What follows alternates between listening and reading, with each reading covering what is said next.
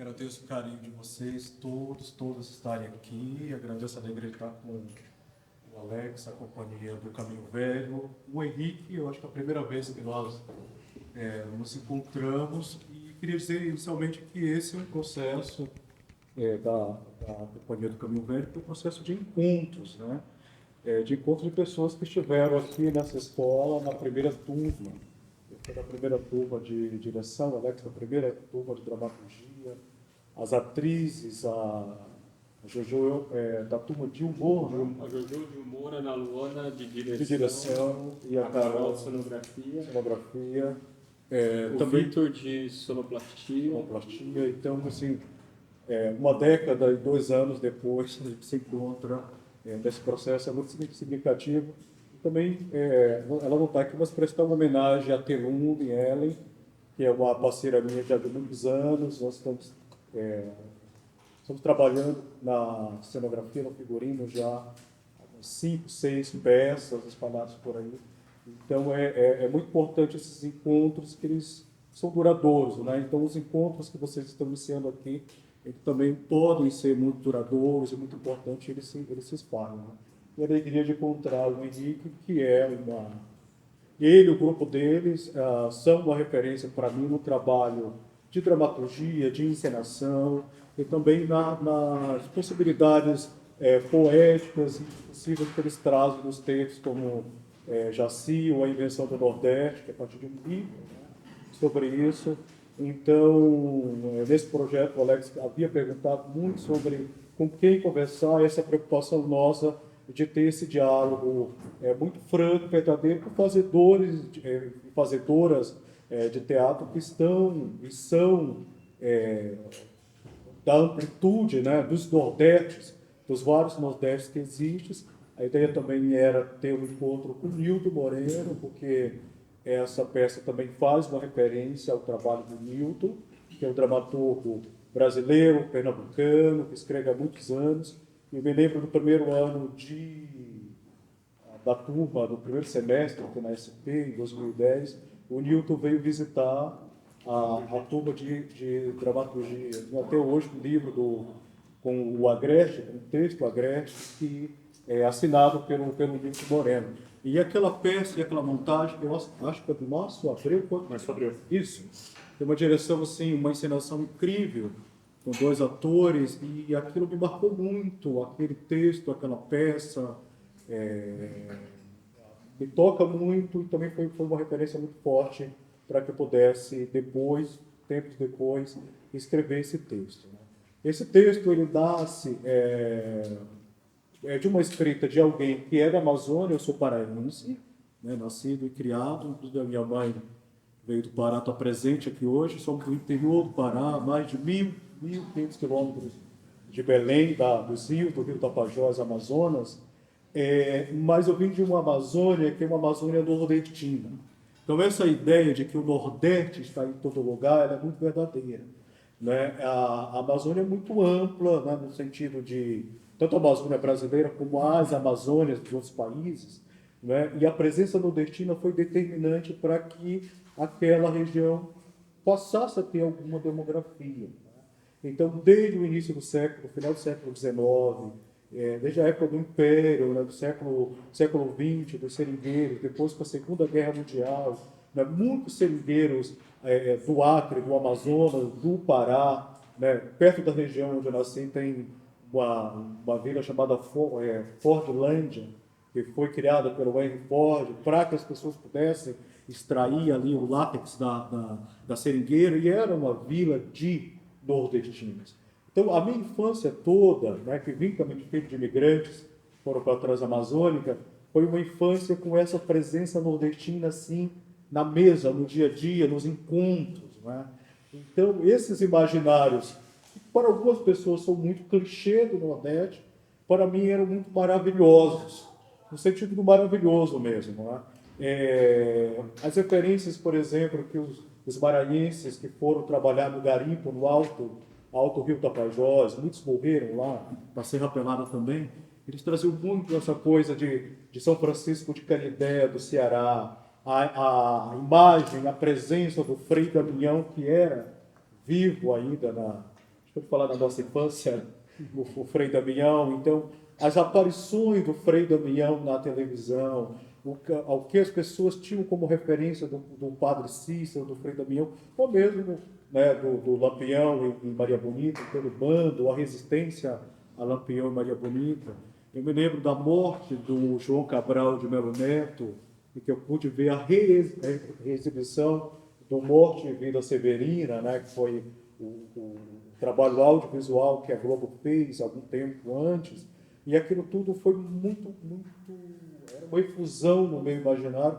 Claro que depois eu fui fazer a leitura do Morte e Vida Severina, o texto do João Cabral, e a força de tudo aquilo, como os poemas dos rios, trouxeram para a minha infância amazônica uma presença nordestina muito forte, entendendo o norte e o nordeste como o grande norte. Né? O grande norte é anterior ao nordeste. O nordeste é uma criação depois, geográfica depois. As pessoas sempre brincam, né, até ironizam, que aqui em São Paulo todo mundo fala Casa do Norte, que as pessoas aqui não sabem o que é norte e nordeste. Mas isso tem uma referência desse grande norte, tudo era norte. Né? Desde ali o Amazonas até o que é hoje o Rio Grande do Norte, todo aquele território era o grande norte brasileiro. Muito diferente geograficamente, mas era tudo o grande norte. Depois eu também me tornei, como muitos nordestinos, um migrante. Vim morar, estudar filosofia aqui na cidade de São Paulo, e fui aquele migrante tradicional, né? Que saiu de Itaituba, onde nasci, são 6 horas, aliás, na verdade são 12 horas de barco até Santarém, que é a maior cidade ali do Baixo Amazonas, oeste do Pará. Depois fiquei 3 dias em um navio pelo Rio Amazonas para chegar, eu estou falando de 2003, né, há praticamente 19 anos, para chegar em Belém e depois mais 2 dias e meio de ônibus para chegar em São Paulo, na rodoviária do Tietê, a porta de entrada de quase todos os nordestinos aqui, num dia chuvoso, feio, de céu cinza e Tietê fedendo.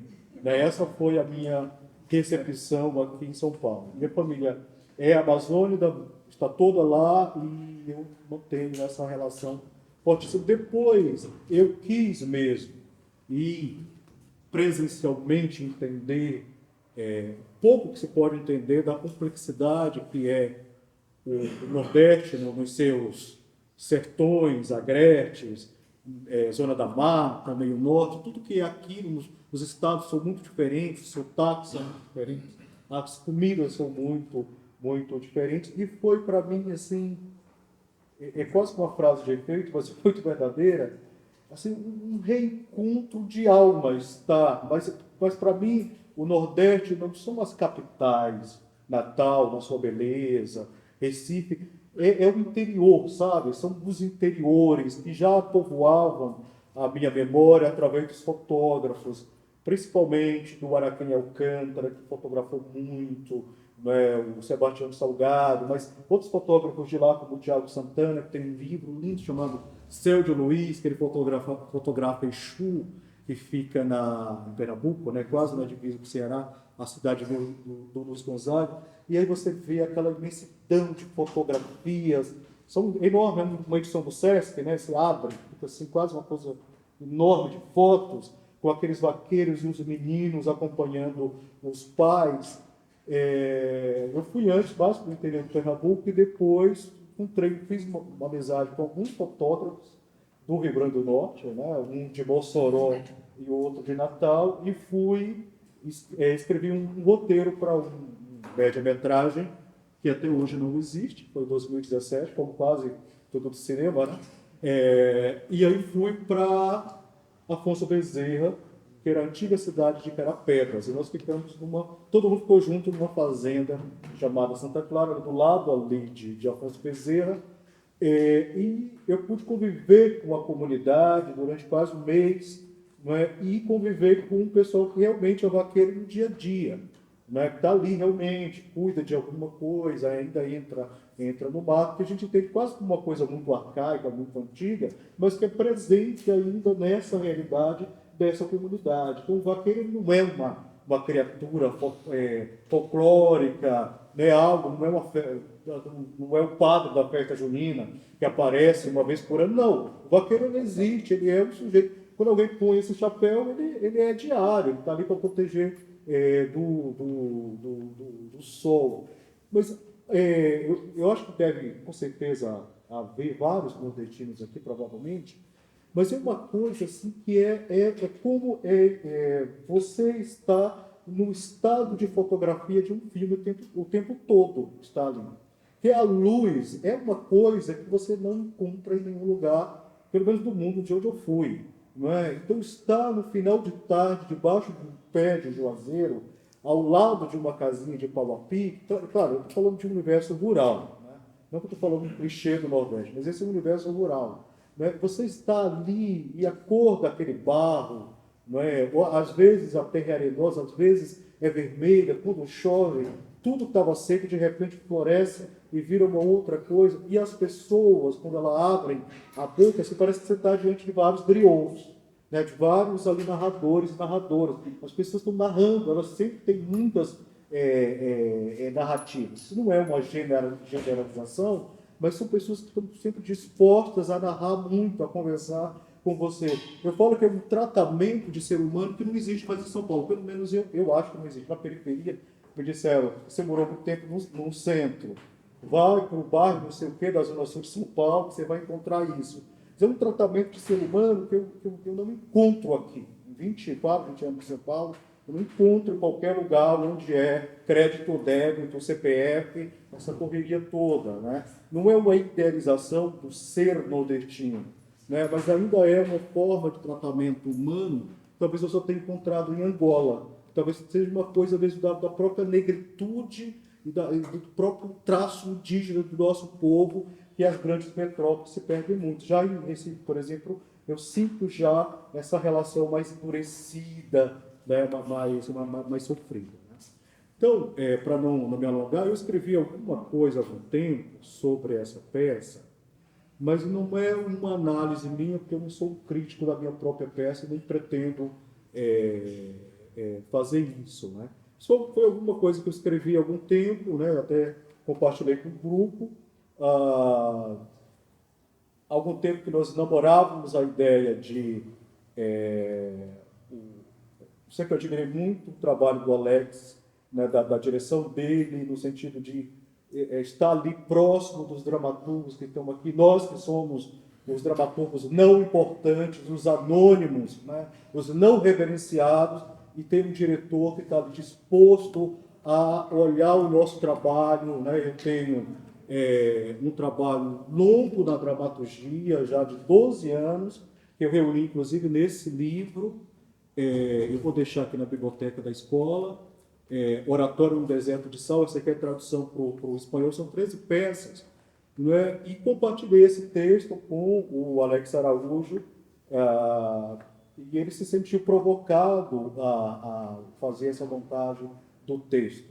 E para mim, olhar essa peça, acho que é a terceira ou quarta vez que eu vejo, é uma surpresa, porque ela é ao mesmo tempo, eu fico muito encantado, porque ela é quase uma contraversão até da minha própria proposição como teatro narrativo. Né? O teatro do Alex eu já acompanho há algum tempo, esse teatro onírico, ele é um sonho dentro do escuro. Né? E acontece assim com possibilidade quase entrada no inconsciente, e a gente vai lá e passeia nesse consciente. É um solo para um vaqueiro. Esse texto é um texto para um ator, para um vaqueiro. Esse vaqueiro testemunhou isso, ou é o filho, ou é o pai, sei lá quem. Né? E o Alex me traz 4 mulheres para fazer a peça. Né? Tem hora que eu até brinco que de repente vira conversa de lavadeira. Né? Uma peça que era sobre o masculino para ser feito por um ator, é uma peça permeada pelo feminino. Né? Então, é essa beleza do teatro, né? De você entregar o seu texto na mão do diretor e ter esse despreendimento de que ele possa realmente realizar. Então, para os dramaturgos e dramaturgas autoconvencidos de si, se libertem e deem a possibilidade aos ensinadores poderem criar. Né? Dar ideias ao afeto inevitável. A peça inédita dentro do universo dos vaqueiros do sertão nordestino o imaginário afetivo e conflitivo da tradição passada de pai para filho há décadas, nos interiores de um Brasil rural e às vezes também rústico. A imagem da caatinga do sertão nordestino é uma referência perspicaz da aridez e dureza da vida naquelas paragens que atinge diretamente a expressão de afetividades que se desviam do normativo e considerado moralmente aceitável. Trata-se de um trajeto ardoroso do amor de um filho mediante a ausência afetiva do pai. Um estudo narrativo no terreno pantanoso das masculinidades. Caatinga germina no campo fértil da poesia narrativa. Advém da influência da palavra que esmiuça os gestos e o corpus do ordinário cotidiano para desvelar a conflitividade da vida, sobretudo quando a existência e os afetos são impedidos pela agudeza dos machismos que demarcam os territórios do comportamento da cultura brasileira, desembocando num signo atroz de violência e anulação da possibilidade do ser humano viver alguma plenitude daquilo que tem alcunha de liberdade. A tessitura da peça nasce, assim, de minha imersão como dramaturgo e poeta andarilho nos antros distantes do sertão do Rio Grande do Norte, a procura pela aproximação daquilo que oprime as existências do humano em regiões inúmeras do Brasil profundo. O que tange as masculinidades dos homens e guardadores das velhas tradições dos vaqueiros nos arredores da Caatinga, eis a minha inquietação. Quais eram as chances de manifestação de carinho numa cultura em que qualquer aproximação corporal entre homens incide na recusa e na condenação prévia? Que configura o ser masculino numa cultura assinalada pela necessidade da renúncia de qualquer expressão de fraqueza? Mais uma dúvida atravessa o meu itinerário de poeta passante, observador do mundo. Longe de encontrar respostas, o meu trajeto era muito mais interessado na ausência de soluções e na inconstância das contradições. Assim, Caatinga não cai, creio, na armadilha da tese.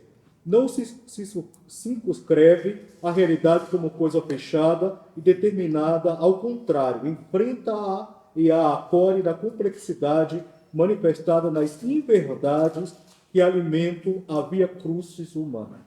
O narrador de Caatinga é um vaqueiro de Carapebas, hoje Afonso Bezerra, pequeno município do Rio Grande do Norte, localizado no nordeste do Brasil.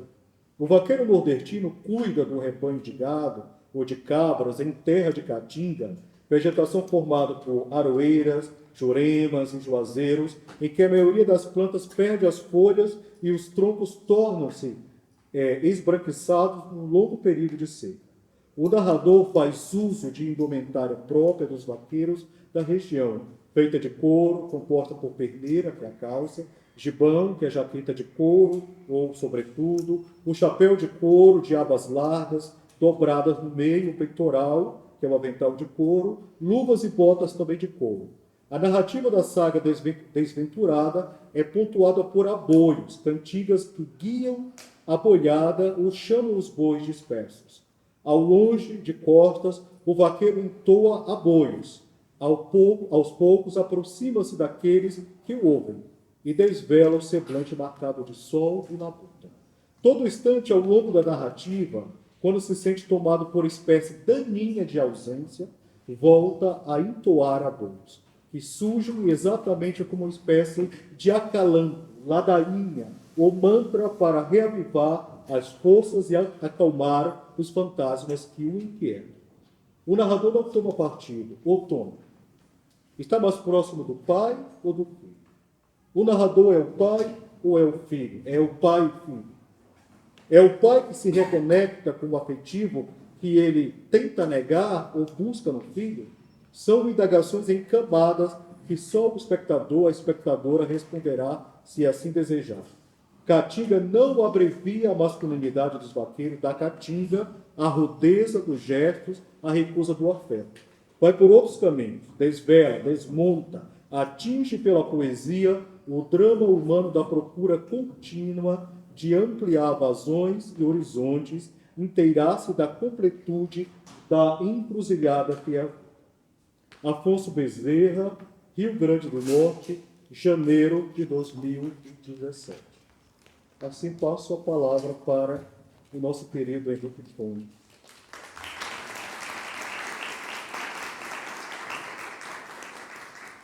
Gostaria de ter essa coesão dramatúrgica na fala. Dá para ver porque, né? Rodinei, tudo isso. Gente, primeiro eu queria começar agradecendo o Carol. Foi lá um ano atrás, né? E acredito a Alex também, né? E a Companhia do Caminho Velho começou esse contato. Gente, que loucura isso. Assim. Que loucura essa dilatação de tempo. E esse tempo todo eu fiquei me perguntando, mas por que estão me convidando para uma mesa sobre dramaturgia agreste?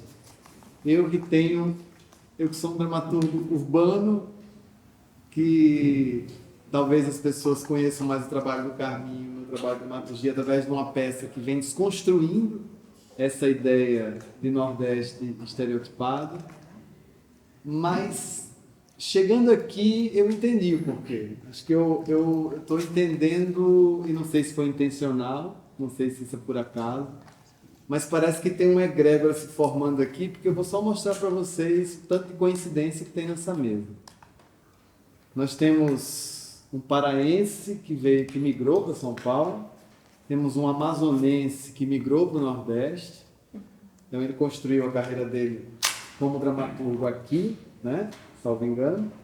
Eu construí a minha carreira de dramaturgo em Natal, uma capital. Nunca, ou quase nunca fui no sertão, no interior.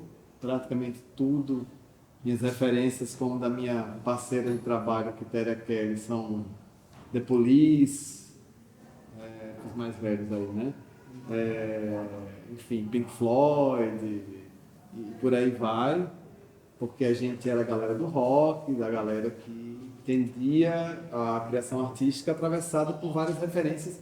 Falei de duas gringas, mas também de coisas nossas, lá do Mestre Ambrósio, que sempre colocavam, né, que é do vizinho ali da Paraíba, mas que nos dizia muita coisa também, Chico Sainz, que aí eu acho que já extrapola tudo isso e resume.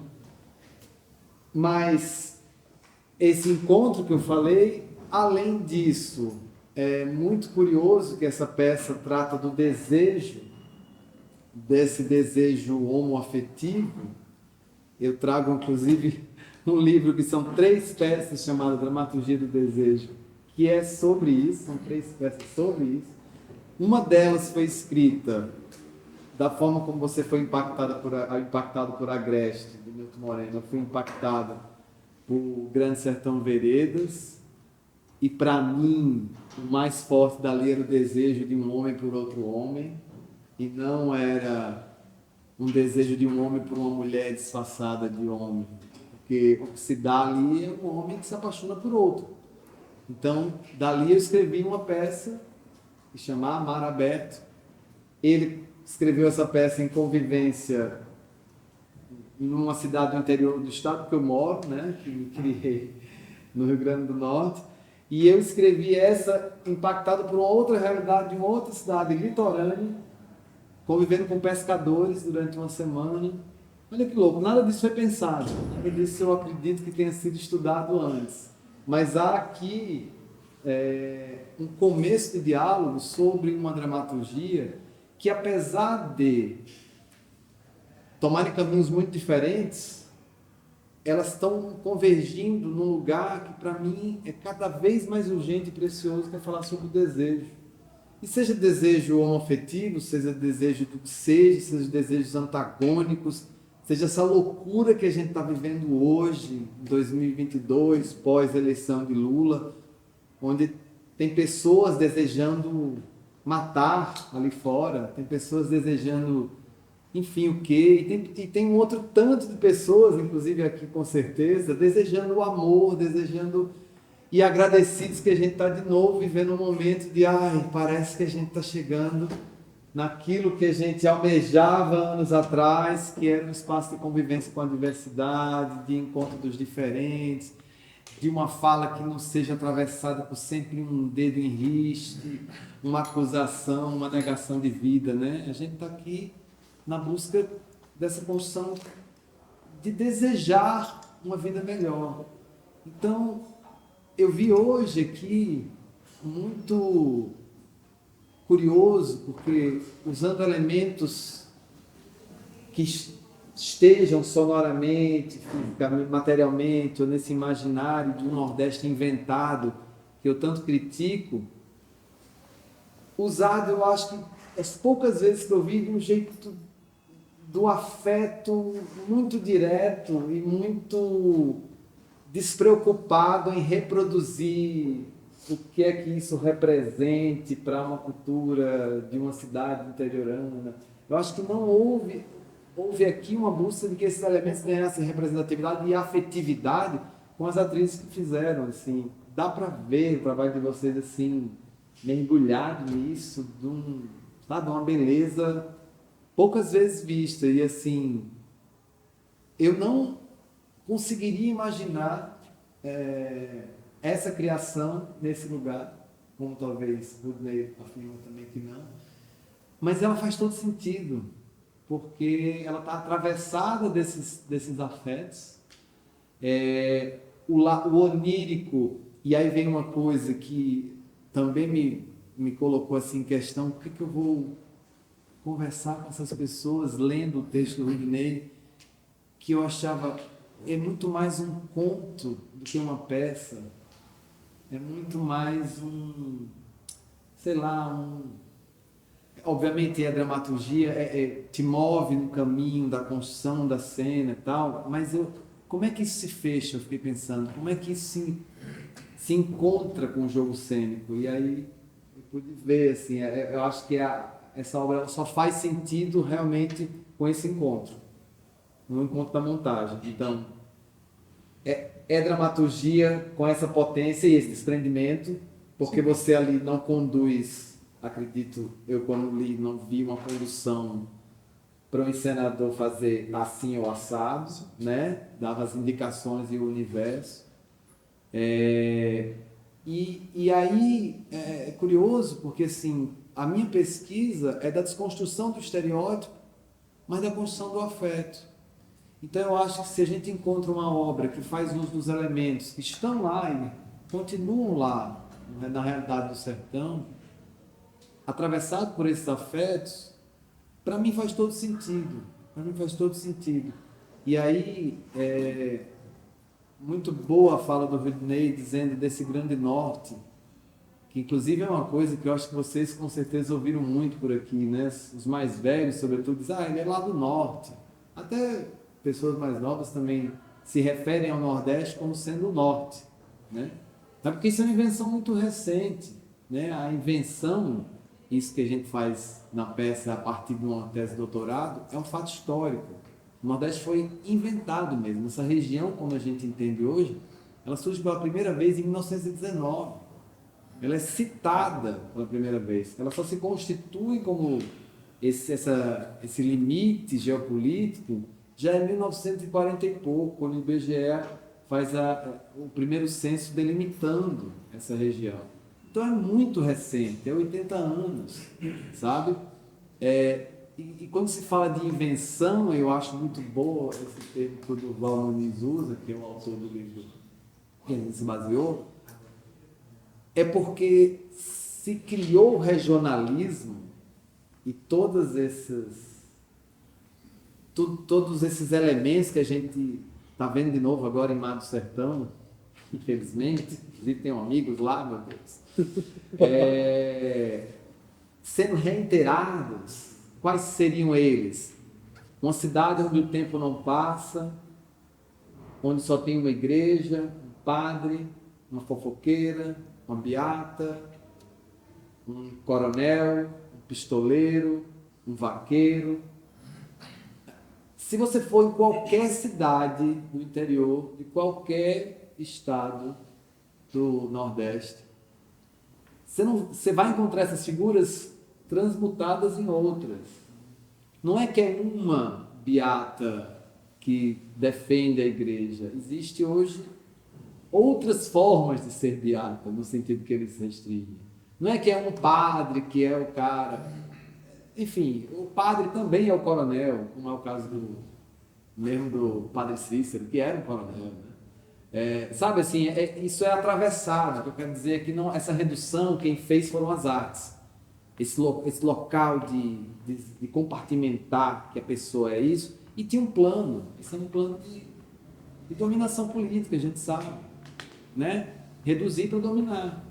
Então, se você consegue definir no mesmo quadrado quem é o quê e restringir a narrativa para que aquelas pessoas só possam ser aquilo, elas nunca vão ser mais do que aquilo. Elas vão entender, é assim porque Deus quis, é assim porque eu nasci aqui, é assim porque a vida é essa. Né? Então, para mim é curioso revisitar um lugar onde esses elementos estão, mas eles estão aí sim atravessados, transmutados, encontrados com uma linguagem contemporânea do detalhe, do minimalismo, do preenchimento de um tempo e espaço que é diferente. Né? Eu acho que em Agreste a gente conseguia ver isso também, né? De forma talvez um pouco mais crua, menos onírica, mas tinha esse preenchimento lá também. Não tem essa tentativa de se reproduzir, por mais que a gente consiga imaginar o lugar, mas eu acho que não é aqui a tentativa de se reproduzir ou reduzir um lugar, um tipo de Nordeste, um tipo de sertão. E que louco, né? O sertão sempre associado ao Nordeste. Quando talvez o maior pedaço de sertão que a gente tem no Brasil, sabe onde é? Aqui, no interior de São Paulo. Vocês têm um sertão gigante, como também Minas, né? E ainda se reitera esse lugar como, talvez, ainda com o intuito de dominar, sendo atrasado, sendo um lugar onde esse sentimento rude permanece, né? Onde não se aceita fugir dos padrões. Isso não é mentira. O fato de encontrar essa rudeza ainda hoje nesses homens lá no sertão, lá em Afonso Bezerra, isso não é mentira. Mas a gente não precisa ir muito longe, né, gente? Essa mesma agressividade e rudeza está aí, saindo aqui na Praça Roosevelt, né? Do lado, nos jardins. Então, acho que entender que precisamos falar sobre isso, sobre essa cada vez mais urgente necessidade de se louvar e entender, acolher os desejos, colocá-los na mesa, colocá-los no jogo cênico. Talvez só assim a gente consiga ampliar esses horizontes, a gente consiga começar a dialogar com os diferentes, a gente consiga, quem sabe, no futuro próximo, trazer esses que hoje se colocam tão contrários a gente, tão diferentes da gente, para uma conversa mais próxima, sabe? Eu acho que é pelo afeto, pelo desejo, pelo amor mesmo, assim, por mais brega que essa fala soe, mas de fato, se a gente não se abrir para isso, se a gente não se colocar a serviço desse entendimento mais profundo do que é mesmo que a gente está precisando falar, precisando narrar, precisando com quem mesmo a gente está precisando dialogar, a gente vai ficar eternamente fechado nos guetos, eternamente dando uns tapinhas nas costas, se abraçando entre nós, e lá fora só cresce a repressão, só cresce o desentendimento e as facas que são lâminas que cortam, né, a carne, elas vão ficando mais afiadas. Então, assim, estou muito feliz de estar hoje aqui. Estava muito preocupado, mas estou saindo assim de alma lavada, porque vejo que a gente tem muito mais caminhos comuns cruzados do que caminhos contrários. Então, acho que para isso a gente precisa celebrar muito. Muito obrigado. Muito obrigado.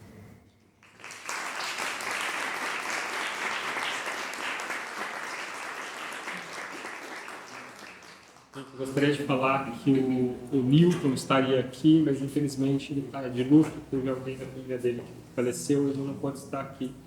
Ia ser muito bom o encontro com eles, é mais um lugar, um lado do desejo, que ia ser muito bom ter aqui, mas infelizmente não foi possível, acontecerá um dia. Eu gostaria também de abrir para vocês, para fazerem questões para o Rodney, para o Henrique. Eu tenho problemas de memória, tá? Nem se preocupe, somos dois. Sobre a peça, enfim, para as atrizes que estão aqui, fiquem à vontade. Sim, fala. Não. Para você, né? Você também.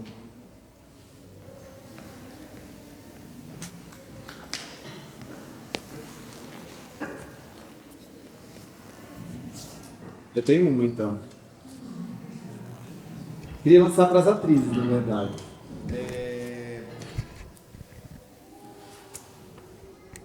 É uma pergunta meio estranha, mas vamos ver se a gente se entende. Acho que a gente se completa ela, tá? Vocês me ajudem a completar. Todas são de São Paulo, daqui, são do Sudeste. Não. Eu sou do Pará. Eu sou de Porto Camboetas, mas eu cresci em Santarém, que é perto de Itaituba, a cidade do Rio, que ele cresceu. Legal. Vocês três são daqui. Por qual porta o texto abriu assim o coração de vocês, abriu a vontade de vocês se verem lá contando, narrando essa história assim? Onde foi que teve esse, sabe, entendeu o que eu estou querendo perguntar assim?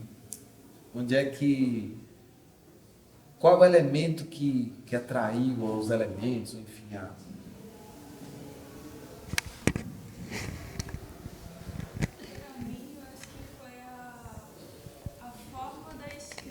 O jeito que falava, que eu lia, quando eu lia, eu já imaginava uma fofoca. Isso só desse jeito. Porque eu falando assim, já pensava, tipo, como se fossem vários diálogos acontecendo assim, sabe? Várias coisas de cidade pequena mesmo, assim, várias pessoas comentando o que aconteceu. Acho que pra mim foi nesse lugar. Desde a primeira vez que a gente leu o texto, eu gostei muito, né? Porque tem muito a ver com o que você falou, assim, que o texto mexeu comigo, né? No final, assim, foi muito forte. E o que eu gosto muito desse texto é que ele é muito bonito. Toda a questão do vaqueiro é muito bonita. Mas eu acho muito corajoso como o Rodney, nisso, coloca a tragédia.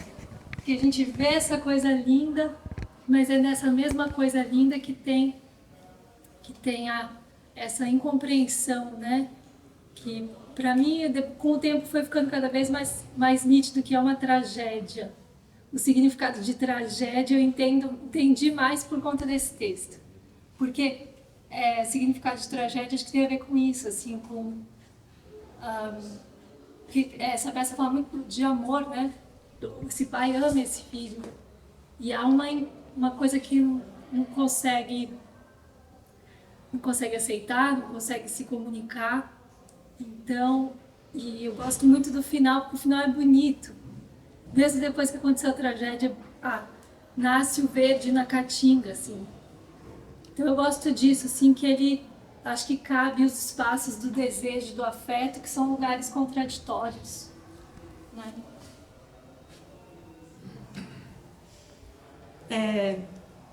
Para mim, a primeira coisa também foi trabalhar um texto do Rodney, que eu conheço o Rodney, a gente fez SP Escola juntas, né? Primeira turma da SP Escola, inclusive nas fofocas.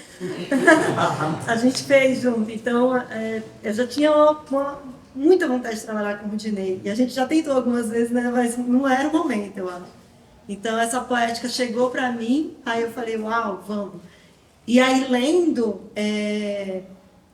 Para mim, eu acho que é urgente a gente trabalhar essa questão da masculinidade, sabe? Esse lugar da violência e esse sertão de fora, de dentro, essa secura, Eu acho importante a gente rediscutir essas questões. E sendo mulheres fazendo, eu acho ousado, interessante, assim. Acho que é um lugar para o ator, acho que difícil, por ser uma narrativa, assim, enfim, a gente tem que desconstruir essa questão, construir essa questão do diálogo, no não diálogo, e a gente buscar essa imagem, né, através da palavra, da narrativa.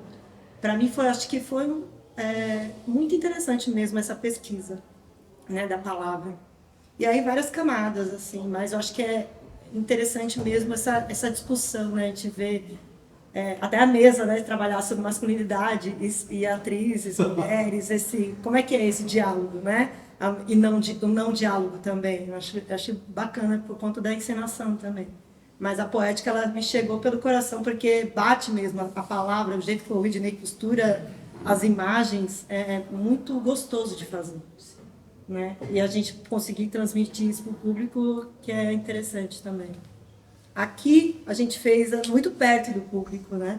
Isso é gostoso, me parece mais intimista também, acho que o Rodney também concorda.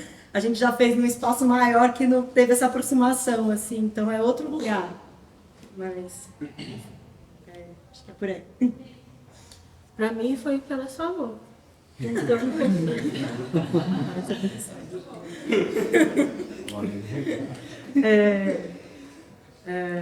Eu sou uma admiradora do Rodney.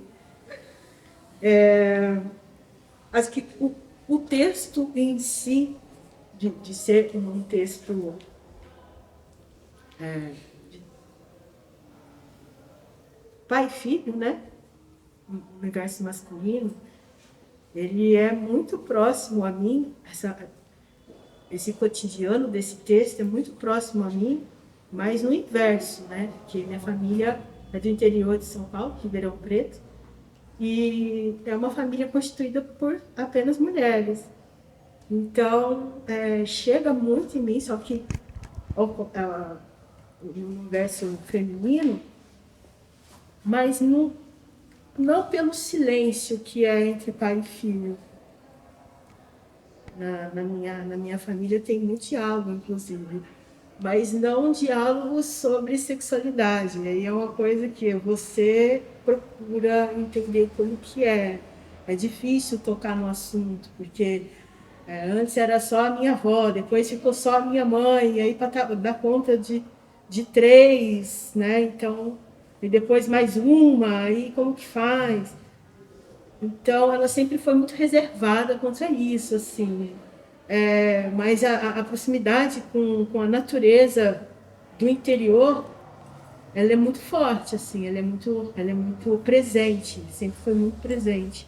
Então, para mim, nesse ponto de vista, foi um pouco mais tranquilo. Foi até mais fácil chegar, assim, para começar a trabalhar a palavra no texto, né? Como que eu chego na palavra agora, né? Porque cotidianamente eu consigo estar, mas e a palavra? Aí não que tenha sido um desafio, mas é algo que chama atenção, né? Como que você descobre caminhos dentro dessa poética nordestina, que ao mesmo tempo não é o que você tem de vivência, mas ao mesmo tempo é também, assim. Então, para mim, foi muito instigante, assim, muito,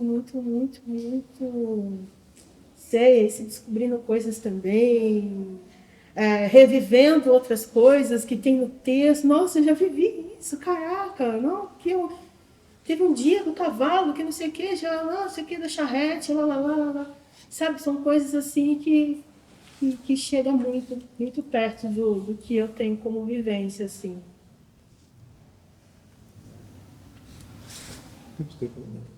Mais uma pergunta? Wallace, é porque eu não li o texto antes, né? Mas, então achava que tinha sido a opção da dramaturgia, mas agora, escutando vocês, me parece ter sido a opção da encenação. Aquela primeira parte, aquela ambiência toda, sem pressa, de mostrar a rotina do Nordeste, de ambientar a gente, tal, me lembrou muito a primeira etapa dos Sertões, Euclides da Cunha, Terra. E num segundo momento, que vem o homem, quando ele apresenta o homem do Nordeste, que não é em primeira pessoa, que é as terceiras pessoas narrando quem é esse homem do Nordeste, também conhecido como Os Sertões, a segunda etapa do livro do Euclides. E a luta, que é a última parte, que é a Guerra de Canudos, quando eu já estava convencido de que você tinha tido essa referência nos Sertões, do Euclides da Cunha, parece que não é a luta de Canudos, mas é a luta interna, a luta do homem, assim. E dois homens do Nordeste, do Sertão, naquela luta.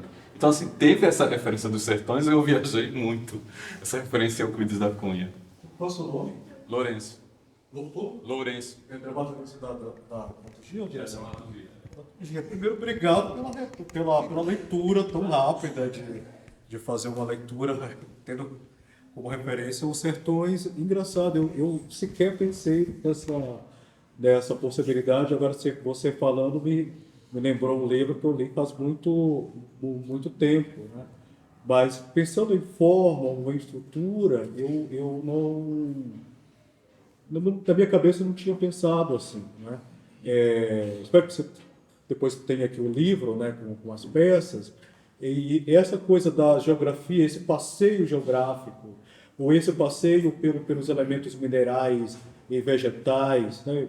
Você que veio do Amazonas, que veio do Pará, para nós é uma coisa assim, é o ritual do cotidiano conviver, mesmo no mundo urbano, de conviver com essa paisagem, está muito forte, né? E o nordestino também tem isso, né? De estar ali e conviver com tudo isso.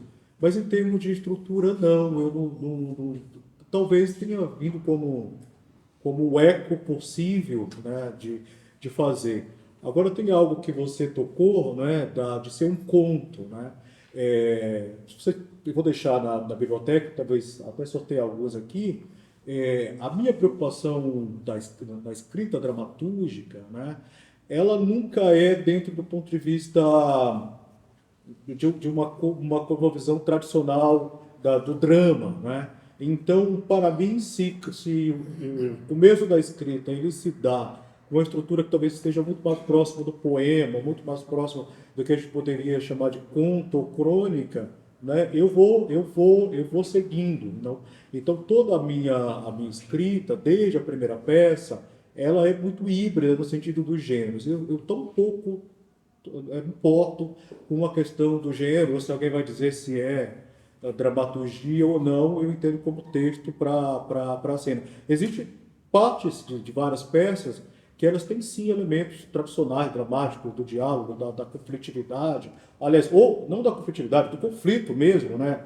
mais tradicional, mas você tem aí um conjunto eu reuni aqui 13 peças que elas não vão para essa estrutura. Então você pega, por exemplo, eu vejo o pessoal da Federal da Bahia, que quando eu leio, fala, olha, o prefaciador, o Marcos Barbosa, que é um grande dramaturgo do Ceará, mora aqui, trabalha no Célia Helena, é doutor em dramaturgia pela Federal da Bahia, e ele fala, não, isso é uma não dramaturgia, faz toda uma análise, né?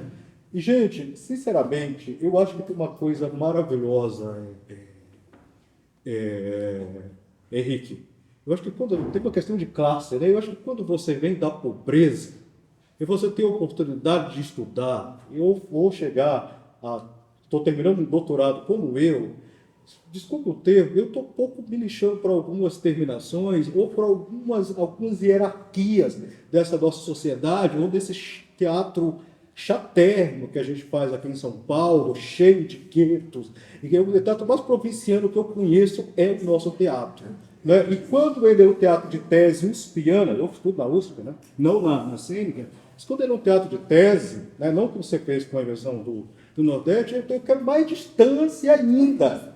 Né? Eu quero ter liberdade total para criar e o que vem de possibilidade a gente faz. Graças a Deus, ao longo desses anos, eu pude montar várias peças. Nenhuma dessas peças foi um estrondo de público, foi por vários grupos, com 2 peças em cartaz. Talvez ninguém aqui nem saiba, mas elas estão aí. Então, isso dá uma liberdade. E depois da pandemia, então, né, dá vontade de dizer assim, um foda-se bem grande para uma série de coisas. Mas é essa maturidade, de repente, muita preocupação das encenações, sabe? De estar lá, acompanhar o diretor. Hoje, assim, é uma alegria de poder ver que os diretores e as diretoras possam fazer muita coisa. E aí eu estava até falando para o Henrique que, assim, juntei os livros, tem poesia, prosa e a dramaturgia. Eu falei assim, mas é uma libertação, porque agora eu já posso escrever outras coisas, já posso até voltar para o tradicional, do que é o drama, e poder realizar outros trabalhos. Mas, não me alongar, mas para dizer isso, porque tem uma questão aqui de... No início eu comecei muito com teatro colaborativo, né?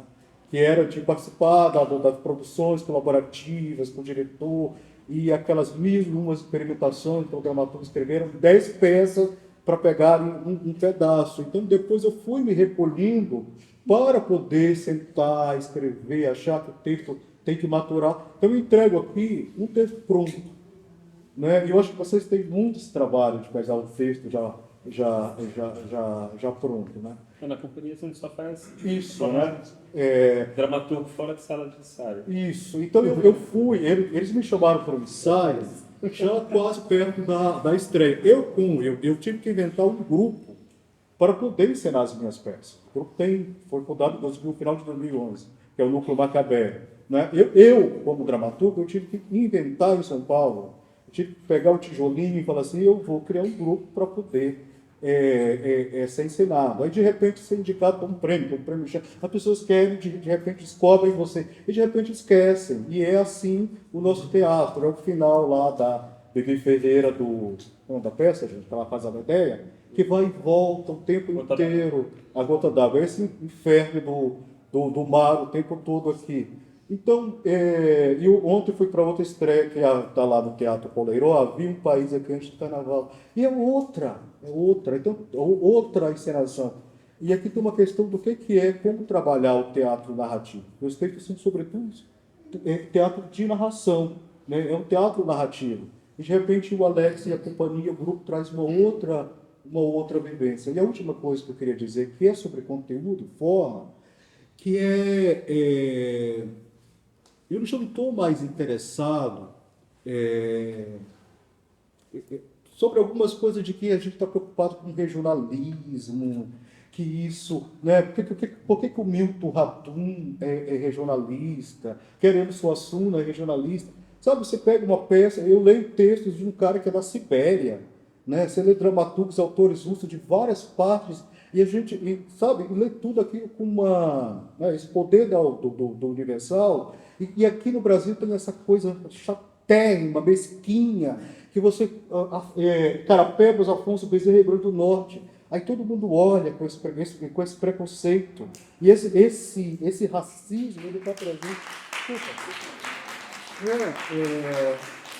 Até na eleição do Lula. Essa raiva que as pessoas aqui têm do Lula, porque o Lula é um nordestino, e ele não perdeu aquele sotaque, morando, sei lá, 1000 anos em São Bernardo, mas não perdeu aquele sotaque de pernambucano, do interior, sabe? Mas que o nordestino é só para lavar, só é para ser porteiro, só é para lavar o chão. E eu sou filho de uma senhora que até hoje se aposentou, graças a Deus, mas foi, a maioria do tempo, um auxiliar de serviços gerais, saiu do interior do Pará, eu com 7 anos, para eu poder entrar na escola, e tem hora que me dá vontade de esfregar na cara, falar assim, tá aqui, ó, escrevi tudo isso, sabe? Não é que eu não sou marxista, não é questão de ter lido Marx, não é isso, nem sou freiriano, né? Mas é questão de esfregar. Então, para mim, até escrever bonito, desculpa o desabafo, gente, de repente eu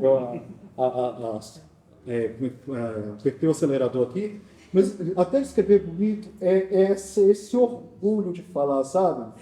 Eu descobri essa palavra, e essa palavra eu vou colocar no meu texto porque ela é tão linda, e eu que poderia ter sido um analfabeto, estou aqui e descobri essa palavra, que talvez ninguém saiba, e ninguém no teatro vai entender, mas eu tive a alegria descobrir essa jogada. E eu acho que a gente tem que ter, não é esse radicalismo, nem um pé na porta lá Bolsonaro, mas nós temos que ter um pouco de pé na porta para esse país para frente, porque senão eles dominam tudo. E mesmo nas artes, aqui em São Paulo, a gente é cheio de melindre para fazer. As estruturas, inclusive as escolas, o SESC, Teatro da Vida, os editais, todos nos colocam no melindre o tempo todo de quem vai crescer, que vai chegar. Então, eu me libertei de qualquer coisa que tenha a ver com o estrelato. E por isso eu posso montar peça com qualquer grupo e me sinto muito feliz por isso. É isso, desculpa te salvar.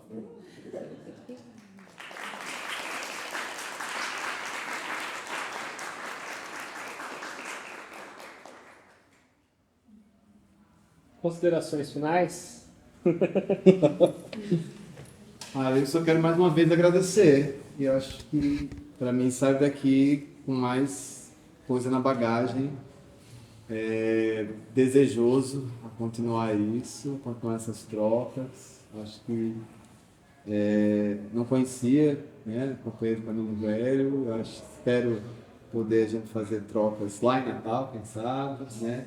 Rodinei também é a primeira vez que a gente se encontra pessoalmente, né? Já sabia dos trabalhos, mas acho que é isso, a gente tem que diminuir essas distâncias, por mais que elas sejam cada vez mais caras, né, Carol, dispendiosas, e aí agradeço mesmo o esforço de ter me trazido e, enfim, ficar à disposição.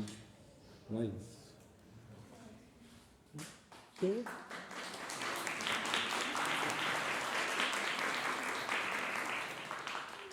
Só agradeço a possibilidade do encontro, né?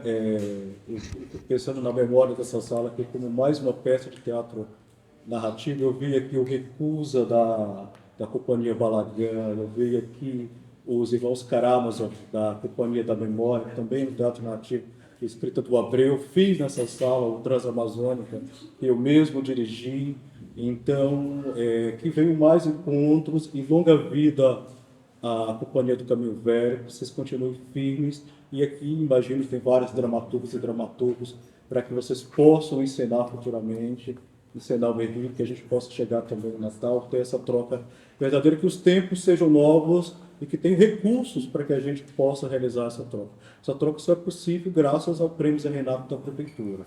Então agradeço por essa possibilidade, agradeço você e a vocês pela partilha, pela possibilidade. Obrigado. Gostaria também.